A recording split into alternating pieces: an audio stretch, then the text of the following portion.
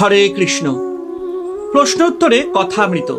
আজকের প্রশ্ন, বেদান্ত বিচার করেন যারা, তারাও কি তাকে পান? এই প্রশ্নের উত্তরে ঠাকুর শ্রী রামকৃষ্ণ পরমহংসদেব বলেছেন, হ্যাঁ, বিচার পথেও তাকে পাওয়া যায়। একেই জ্ঞানযোগ বলে। বিচার পথ বড় কঠিন।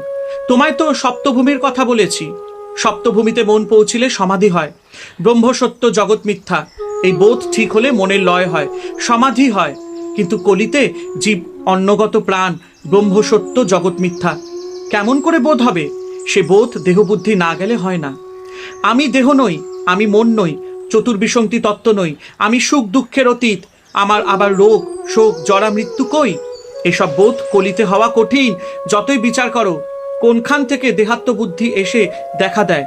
অশ্বত্থ গাছ এই কেটে দাও, মনে করলে মূল শুদ্ধ উঠে গেল, কিন্তু তার পরদিন সকালে দেখো গাছের একটি ফেকড়ি দেখা দিয়েছে।